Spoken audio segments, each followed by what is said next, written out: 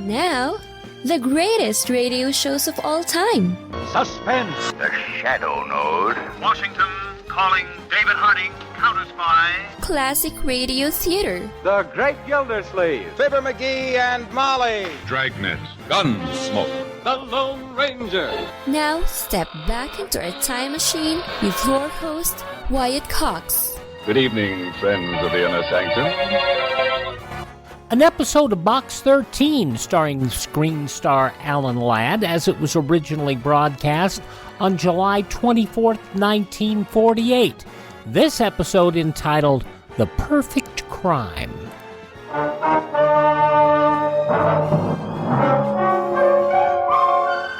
Box 13, with the star of Paramount Pictures, Alan Ladd, as Dan Holliday.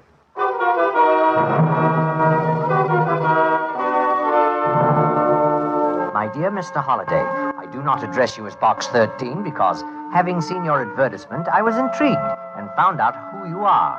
You write mystery stories. I am a professor of criminology at the university. I think I have something of enormous interest to both of us. The perfect crime. I am going to commit it. Won't you be my audience? If it pleases you, come to my rooms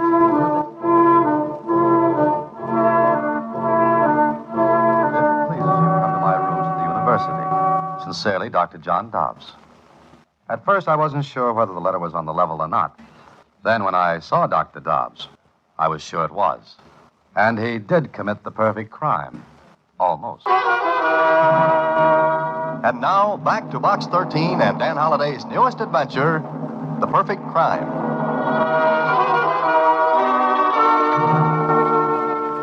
John Dobbs? Dr. John Dobbs. I never heard of him, Mr. Holliday. Well, here, read this. Who's Who in American Education. Uh-huh. Our Dr. Dobbs is quite a personage. Dobbs, John H., Professor of Criminology and Abnormal Psychology. Author of over 15 volumes on crime and the criminal. That's enough, Susie. And now Dr. Dobbs says he's going to commit the perfect crime. Is there such a thing? Susie, any unsolved crime is perfect. Oh, maybe he's just kidding. He's a professor. He wouldn't do anything like that. That's exactly what I'm going to find out. At least I'll have an interesting evening. Dr. Dobbs was waiting for me when I got to his rooms.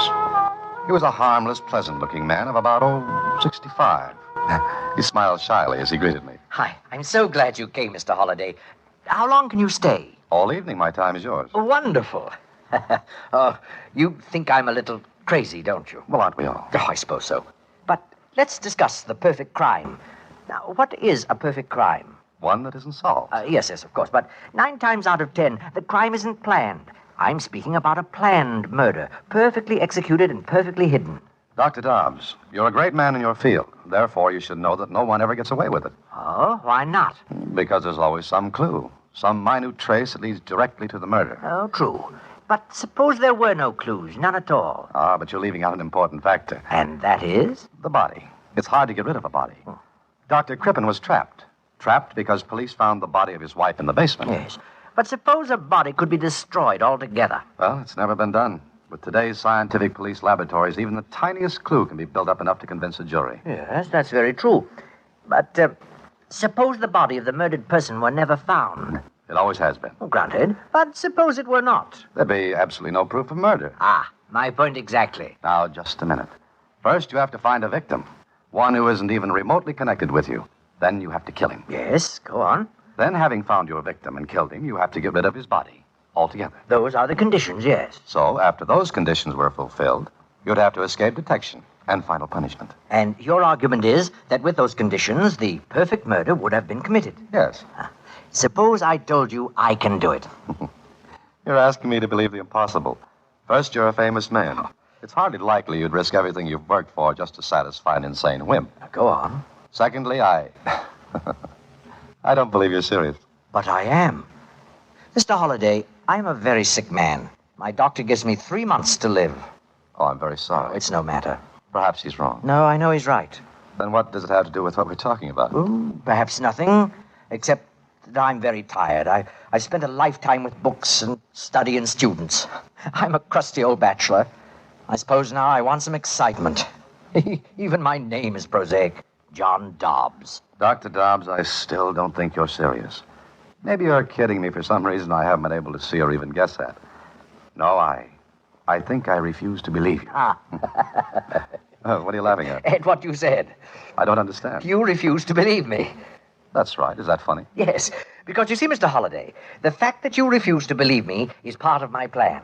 It makes me even more certain that I can commit the perfect murder and win. Well, I stayed with Dr. Dobbs until after 3 in the morning. We talked. He had a marvelous knowledge of crime, and I left him with a great admiration of his intellect.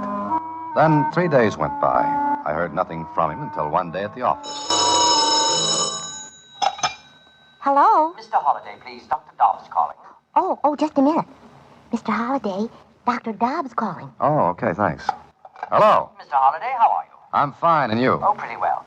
You remember our conversation the other night? I certainly do. Why? Would you care to be in on the start of my plan? Now, look, I refuse to take you seriously. That's wonderful. But are you free this afternoon and evening? Oh, yes, why? I want you to fly to Chicago with me. What? Will you? I have the tickets on the plane. You're my guest. But why to Chicago? I'll tell you why when we're on the plane. Will you go with me? Oh, yes. Yes, I think I will.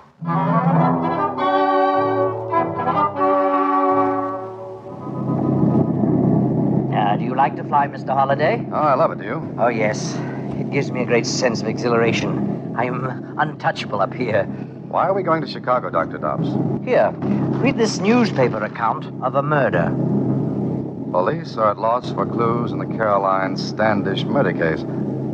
All these have come to dead ends, and why do you want me to read this, Doctor? Because I'm going to Chicago to confess to the crime. You're what? I'm going to confess that I killed Carolyn Standish. I don't believe that. We'll be in Chicago in exactly 1 hour and 20 minutes. Half an hour after we step off this plane, you and I will be at police headquarters, and then you will see. But you couldn't have killed this woman. Oh, yes, I could have. She was killed the day before yesterday. That was Sunday. Sunday's a holiday. It's not too long a plane trip from our city to Chicago, and Carolyn Standish is a complete stranger to me. And being a complete stranger, she satisfies the first condition of the victim, that he should not even remotely be connected with her. Exactly. Now, settle back, Mr. Holliday. We'll be in Chicago very soon.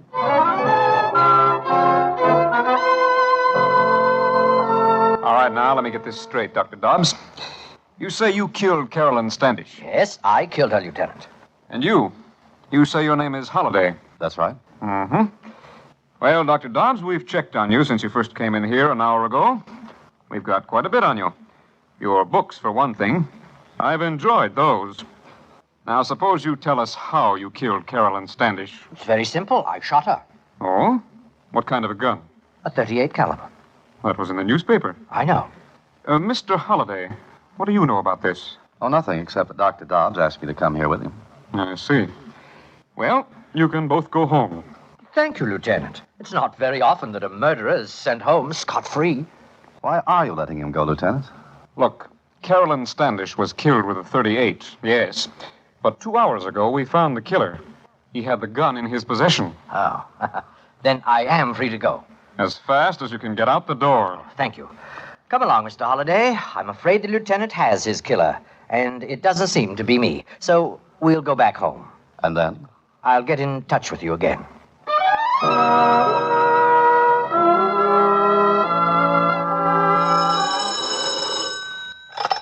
Hello. Mr. Holliday, this is Dr. Dobbs. Oh, you. Oh, you don't sound pleased to hear from me.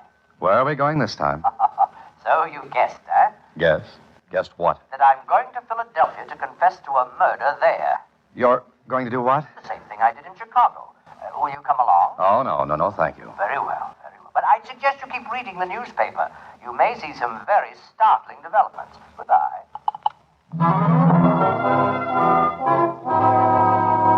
Mr. Holliday, I'm leaving for Boston this evening to confess another crime. Holliday, I don't suppose you'd care to go to Hartford with me? It's San Francisco this time, Mr. Holliday. I would like your company. Well, it went that way for 2 solid months. Dr. Dobbs confessed to every murder that hit the newspapers, and every confession was laughed at. His name gradually became as well known to the police departments of the country as those of the public enemies number 1 through 20. Then he came to see me at my apartment. Well, Mr. Holliday, what do you think now? Look, Mr. Dobbs, I don't know what you're doing, but please, why don't you cut it out? Oh, are you feeling sorry for me?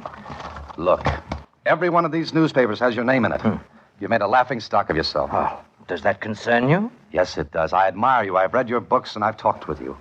Why are you so intent on breaking up a brilliant career? Because I intend to go through with what we discussed that first night in my rooms. I don't know whether you're trying to make a fool of me or not, Dr. Dobbs. But I'd rather you didn't count me in on your little escapades. It's no fun committing a perfect crime without an audience. What? I need you, Dan. You're very intelligent. You could appreciate what I'm going to do. Look, Doctor, forget all this and go back to the university. Say you did it as an experiment. Oh, well, I've already been given a vacation from the university. What do you mean? The publicity was bad for the school. The president suggested that perhaps I'd been working too hard and needed a rest. Well, you brought it on yourself. Oh, yes, I know. Now, I want you to do me a favor. What do you want? There's a small city about 300 miles from here. Go there with me. So you can put in another phony confession? No. So I can point out my real victim to you.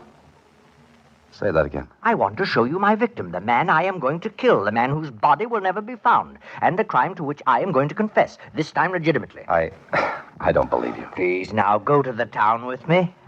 I'm now supposed to be a little cracked. Humor me? And if I do? Well, we'll have a little mental chess game, you and I. I'll give you the opening gambit, murder. From then on, it will be your job to checkmate me. Agreed? All right, Dr. Dobbs. I'll go with you. But this will be the last time. Understand? Yes, I understand. This will be the last time.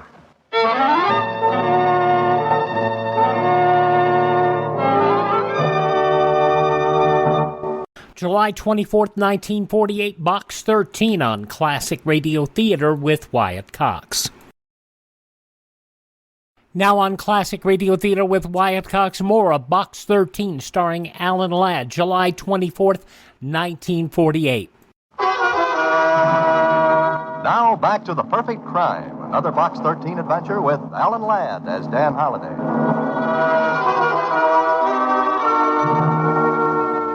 Well, I went with Dr. Dobbs to the small city, and he took me to a restaurant. He seemed to be looking for someone when suddenly... Look, Dan, there he is. Who? The man I'm going to kill. The one who just came in? Yes, look at him. Describe him to me. I want you to be able to recognize him any place, under any conditions. What for? Please, just do as I ask. Well, I see a man about your build. Yes. A little younger, perhaps. Yes. Nondescript.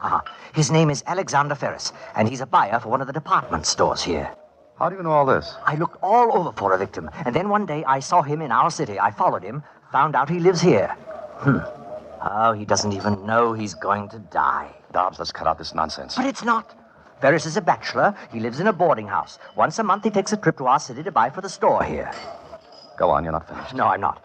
I was going to add that Mr. Ferris is going to make one more trip to our city, and that one will be his last. Tell me one more thing. Why did you pick him? Because he seems the logical one. He does things by routine. He stays at the same hotel in our city. He takes the same train there and back home here. Oh, I hate monotony. Uh-huh. Now, suppose I should walk over to Mr. Ferris and tell him that a madman is going to kill him. Go on, try it. You know what he'd do. Yes, I think I do. He'd look at me as though I were the madman. Then he'd call for the police, and I'd be stuck in a nice cell until the police decided I was harmless. Exactly. All right, Dan. We're finished here. You've seen the victim. Now we'll go back home, and I'll let you know when the game begins.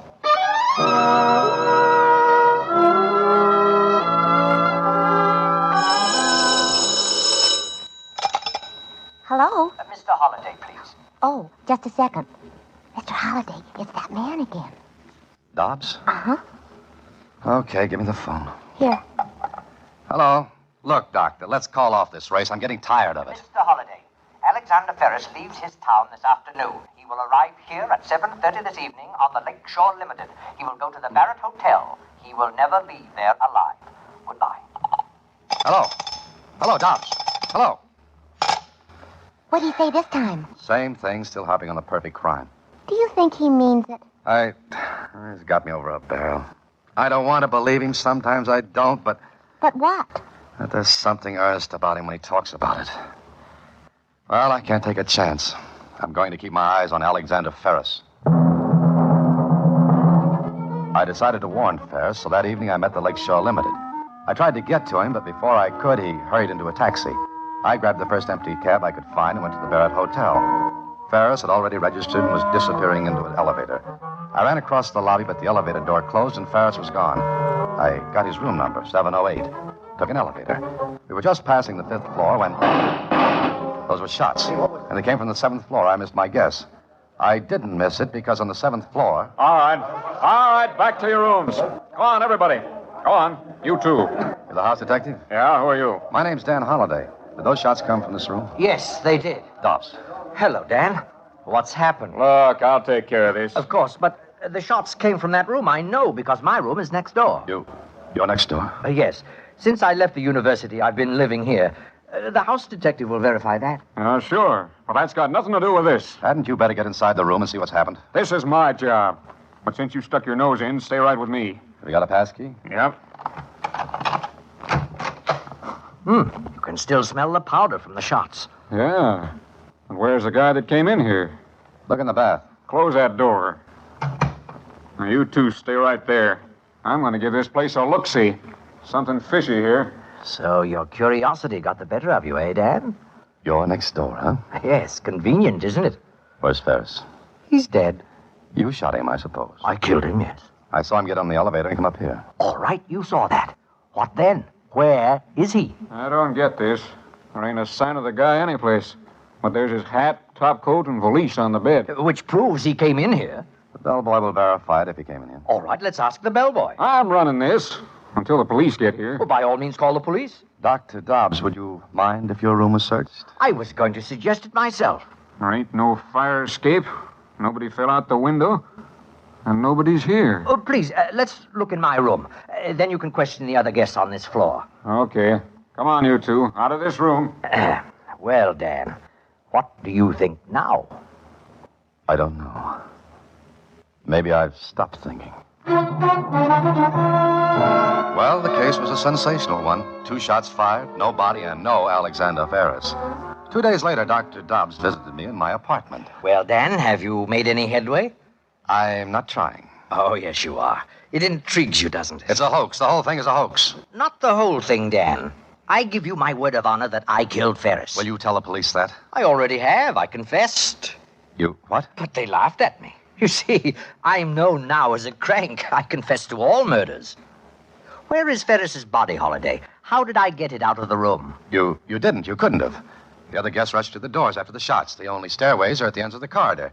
You couldn't have carried his body without being seen. Correct. And the bellboy verifies the fact that Ferris entered his room next to mine. And yours was empty. So, what have you got? Dobbs, I don't believe he killed Ferris. All right, then where is he? I don't know. So, I fulfilled 2 of the conditions we talked about our first night. Remember what they were? Yes, the victim had to be a stranger to you, and the body had to disappear. And the 3rd condition, I escaped detection and punishment. Dan, why don't you tell the police about me, what you know, what I've told you? They wouldn't believe me. No, they wouldn't. But, Dan, I swear to you that I killed Ferris. If you figure out how I did it, I'll admit it and take my punishment. I am not the police. No, you're not. But you know more about this than they do. I swear to you again, Dan, you have the whole solution in your head. All you have to do is put together the pieces of the puzzle. It's really very simple. Well, goodbye, Dan.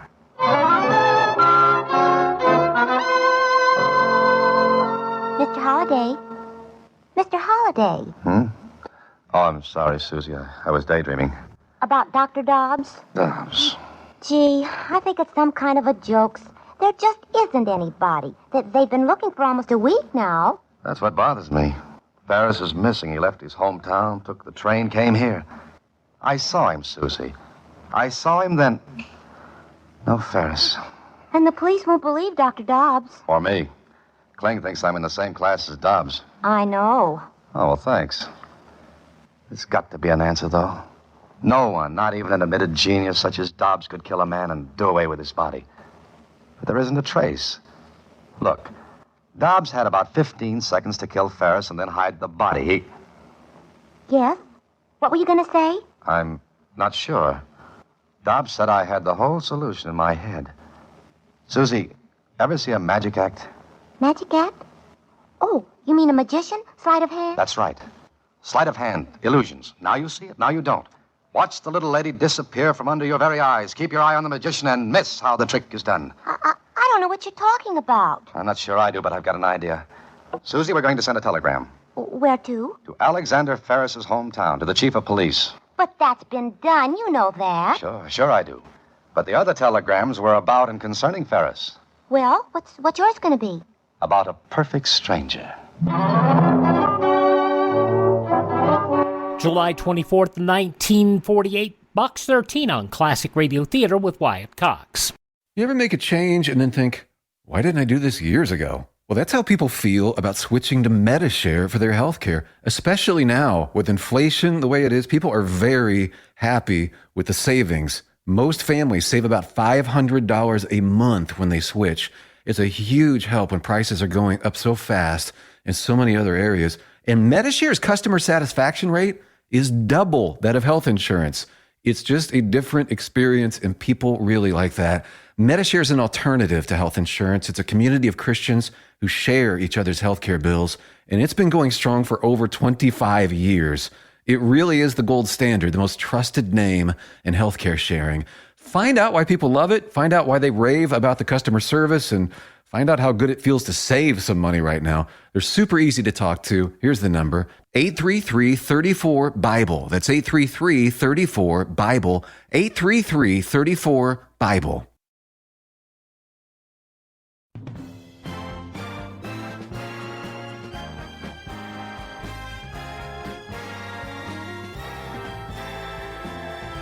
Now on Classic Radio Theater with Wyatt Cox, the conclusion of Box 13, The Perfect Crime, starring Alan Ladd, from July 24th, 1948. Well, I was shooting in the dark, but I hit. The answer I received to my telegram made me sure I had the solution to Dr. Dobbs' illusion. Smart police work in Ferris's hometown proved it. So that night, I went to see Dobbs. It's nice of you to come to see me, Dan. I was wondering if you'd forgotten me. Everyone else seems to have done so. No, you're not forgotten, Dr. Dobbs. Quite the contrary. Oh? How do you mean that? Just the way I said it. May I sit down? Certainly, please do. Thanks. May I offer you a drink? Oh, no, thank you. Mind if I have one? Please do. You've come to see me for a very special reason, haven't you? Yes, I have. Read this telegram. It's from the police in Ferris's hometown. Huh? Did you guess, or did they? I did. I'm glad. Glad you were my audience. It was fun playing to you. Yes, you were the magician. I was the kid in the audience with his mouth open and his mind closed. Magician? Not quite. Oh, yes. Like the trick where the magician shows the audience a nice big red ball. He gets them used to seeing it. He conditions them to its size, its shape. Then he covers the ball with a handkerchief, makes a mystic pass, and the ball is gone. Go on. What then? But the ball never disappears. It never goes under the handkerchief. All the audience sees is a similar shape outlined under the silk. Yes, I'm very happy I chose you as my audience. I'm not. I don't like to be the one to catch you. Why not? I took the risk. Ferris never came to the city. You got off the Lakeshore Limited that night. And what else, Dan? You called me and told me Ferris would come here. That day, in his hometown, you pointed him out. You made me take a good look at him. About your height and build. I even mentioned that, I think. Yes, you did. Go on. Before he left, you came here. You intercepted him, killed him, in his own hometown. You took his top coat, hat, and valise. Then you dressed him in entirely different clothes. Took his body to the freight yards. That telegram from the police there verifies that an unidentified man was found dead. Yes, unidentified because the police weren't anxious to identify that body. But they did this afternoon. Dental work proves the man to be Ferris. You see, Dobbs, there's always a clue. Always. There is no perfect crime. But just a moment. There were 3 conditions to the action of committing a perfect murder. Now, I fulfilled 2. Now the 3rd. I must escape detection and punishment. How is anyone going to prove what you've just said? By your admissions, Dobbs. The police are in the next room and outside in the hall. They've heard every word. Oh. There are still a few things to clean up, but there isn't time, is there? I still have to escape punishment. I'm sorry, but you can't. Okay, boys, come on in. Well, the police. But, Dan, I still say I've fulfilled the last condition to escape punishment. It's a good thing you didn't take the drink I offered you. I knew as soon as you came in that you had me. Dan, explain how I did it. It's no fun doing something clever if no one appreciates it. Dobbs. Dr. Dobbs. So long, Dan. Don't forget to explain the rest. It's been a wonderful chess game. Now, checkmate.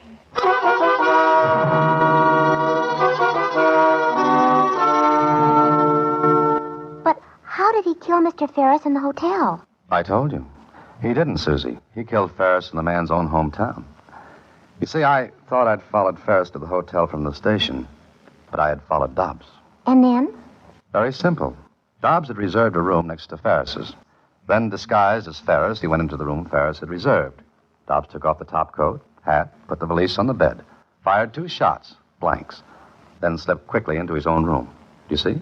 Oh, sure. Leaving the other room empty. Right. So everyone was looking in the wrong place for Ferris. Everyone assumed he had really come to this city. Like the old trick with the ball, Susie. You think you see it, but you don't. So you look in the wrong place. Gee, he was really smart, wasn't he? Susie, just remember this. No matter how smart you are, there's always somebody who'll trip you up. Everyone makes mistakes. But Dr. Dobbs didn't. Oh, yes, he did. He made the same mistake I did. He looked in the wrong place. What do you mean? You see, I had to trap him into a confession. He assumed that dental work would identify Ferris's body. But the man found in the freight yards had perfect teeth and no dental work. Good night, Susie. Listen in again next week when, through the courtesy of Paramount Pictures, Alan Ladd stars as Dan Holliday in Box 13. Box 13 is directed by Richard Sandville, and this week's original story was written by Russell Hughes.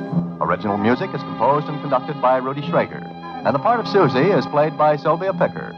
Vern Karstensen is in charge of production. Box 13 is a Mayfair production from Hollywood.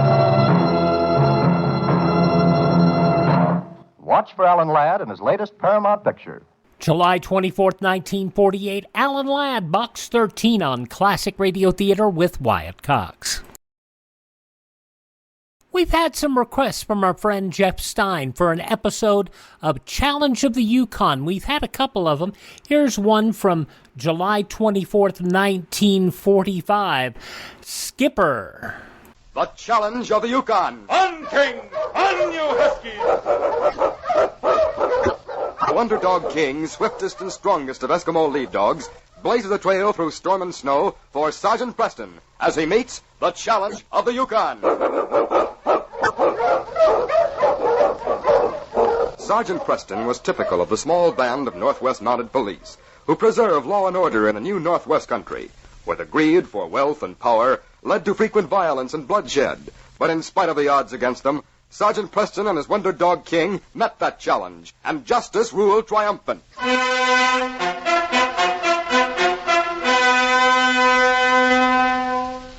Old Captain McCarthy had retired from his sailing ship, and for 2 summers had panned gold in the Yukon. His pet parrot, Skipper, was his constant companion, and had spent many years on the sea with him. The captain was a hearty old salt with a fund of stories, and Sergeant Preston of the Northwest Mounted liked to spend evenings with the old man, listening to his tales of the sea. Yes, Sergeant, here we are, Skipper and me, dropping anchor in the Yukon again. We both missed the swing of the sea, but last summer we panned enough gold to give us a calm winter in California with no hard blows to bother us. Well, it's nice to have you back, Captain. King and I both missed you when you left, didn't we, boy? Well, listen to that bird. He hasn't forgotten King's name. He remembered it as soon as he heard it. You know, I believe King remembers Skipper. Skipper has a sharp memory. He's nobody's fool, and that's a fact. You still think he's smarter than my dog? I'll wager a gallon of grog he has a better memory. Remember when I taught him to shout orders to King the way you do? Yes. But I'll never grant that he's smarter than King. Let's see if they remember that trick they used to do. King, go over and see Skipper.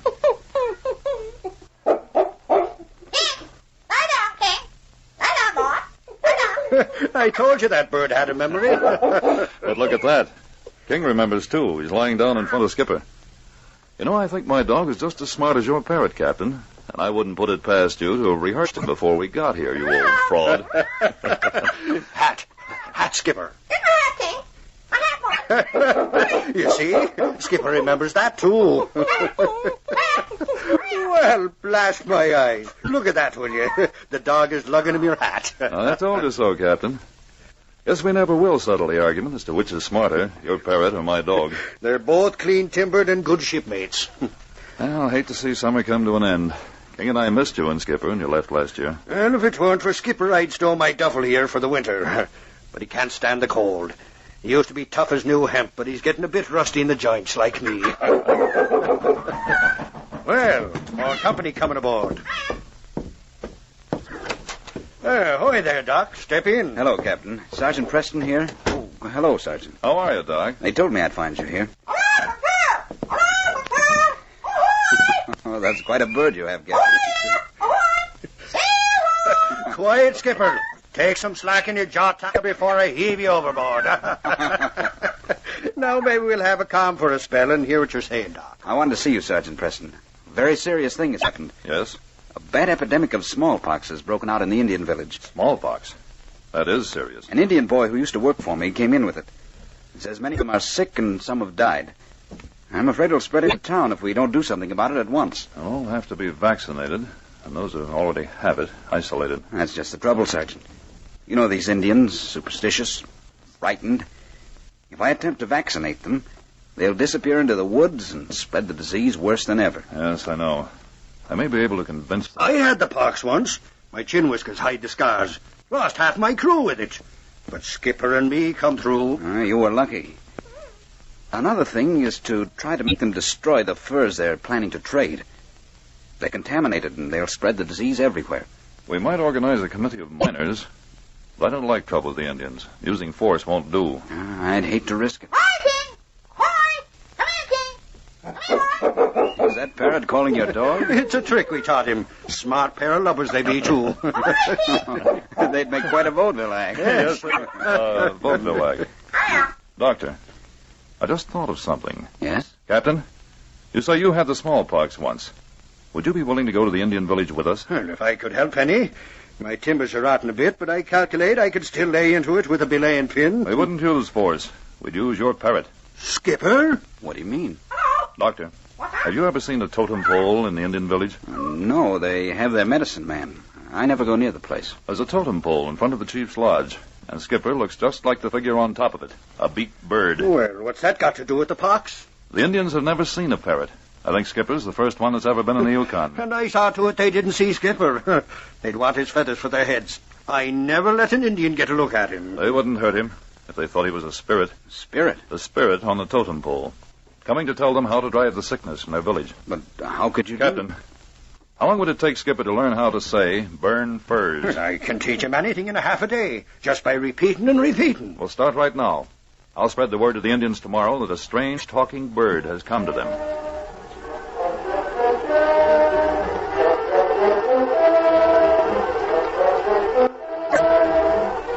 The following evening, the Indians were gathered in an excited group before the lodge of Chief Whitefeather. They listened eagerly as one of the tribe repeated the story of the bird that talked. Noma! Noma!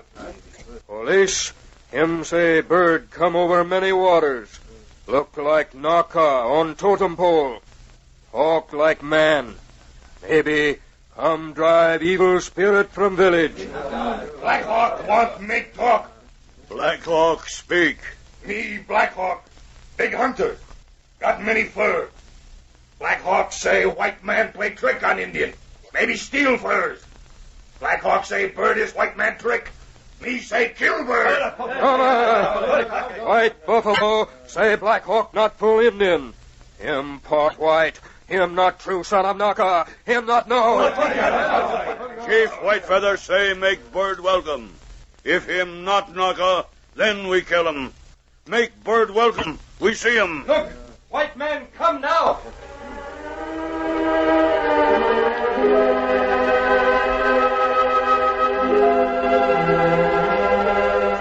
The Indians watched as Preston, the doctor, and the captain entered the village.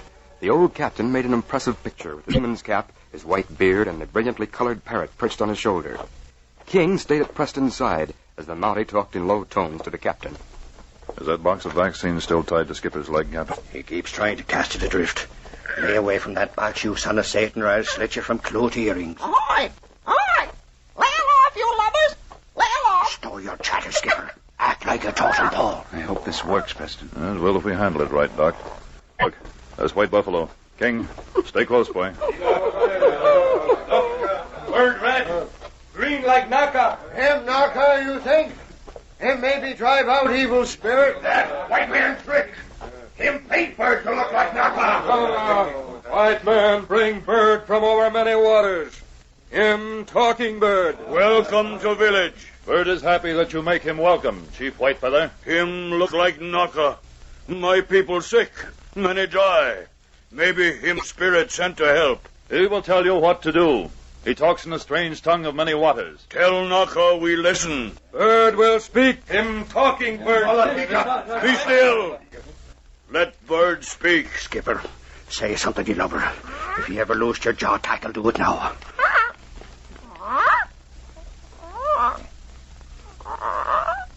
Captain, why won't he talk? Just being cussed. Skipper, unfurl your tongue or I'll lay a marlin spike around your ears. White man lie. Bird not talk. White man trick. You need to do something, Captain. He's in a doldrum. Bird not talk. Him not spirit. Him white man trick. Not out. Him trick. Here, fella. Over to Skipper. Quiet. Bird will speak. Go to Skipper, King. See? Him talk to animals.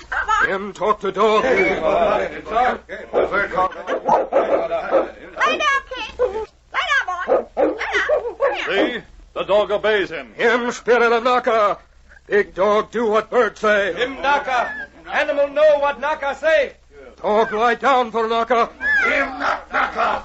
Black Hawk say that white man trick. Hat, Skipper, hat. Get my hat, King. Get my hat, boy. Hurry up. Get my hat. Here it is, fella.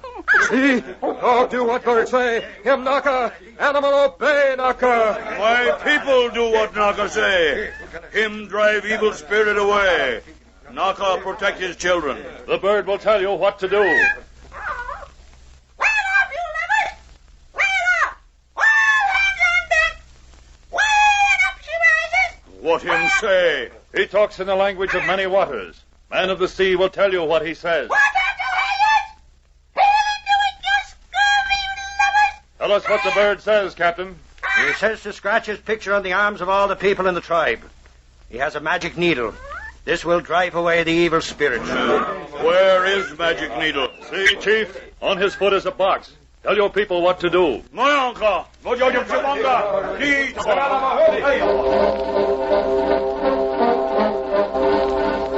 The Indians, amazed by the bird that talked, were soon crowding around Preston and Dr. Rockwell, eager to have his image scratched on their arms. Preston, the doctor, and the captain were busily vaccinating, but toward the back of the crowd lurked Black Hawk, the half-breed. He talked in a low tone to another Indian. Them not scratch picture on arm of Black Hawk. That white man trick. Bird is Naka. Him say do it. Listen. Burn first. Burn first. What him say? Him say burn first. Naka won't sacrifice from his people. Him say we burn our furs. White man's trick. Me not burn furs. Me kill bird. No kill Naka. Him spirit. Me find out. Me kill him.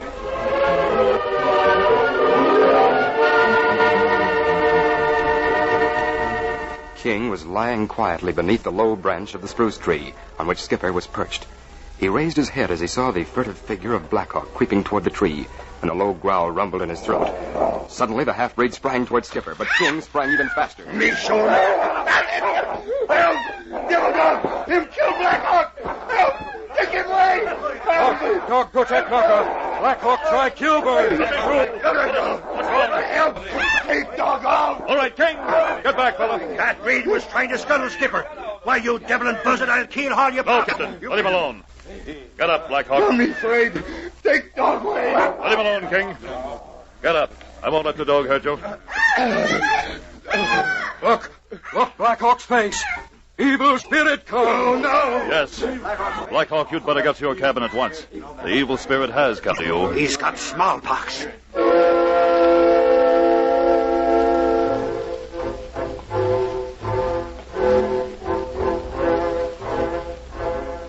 early Yukon dawn was breaking as Preston and the doctor sat in the captain's cabin while he brewed them some tea.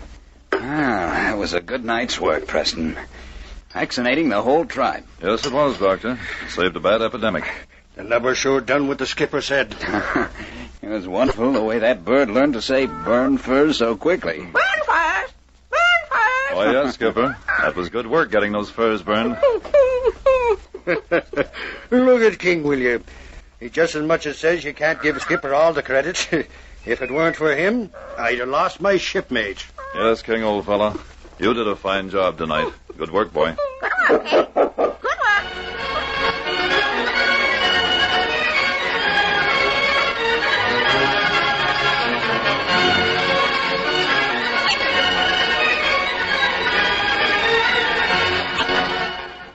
All right, there you go, Jeff, an episode of Challenge of the Yukon, Skipper from July 24th, 1945, here on Classic Radio Theater with Wyatt Cox. Please thank this radio station, support their advertisers. It's their kindness and courtesy that allows us to be with you every time we come around here on your favorite radio station. If you miss a day, you do not have to miss a single show. Our shows are always available on demand at my webpage, which is classicradio.stream. That's classicradio.stream. There you can stream our shows. You can find places where you can download our shows, a full list of them. You can also contact me and find all of our social media links there. And if you enjoy what we do, you can buy me a coffee. It's always appreciated, and it also helps us to expand this program by helping to acquire new classic radio theater libraries. There's a bunch out there, and some of them, the really good ones, and the rare ones are expensive. That's at classicradio.stream. Thank you for tuning in. Tell all your friends the great radio shows are right here at this spot on the dial, Classic Radio Theater with Wyatt Cox on your favorite radio station.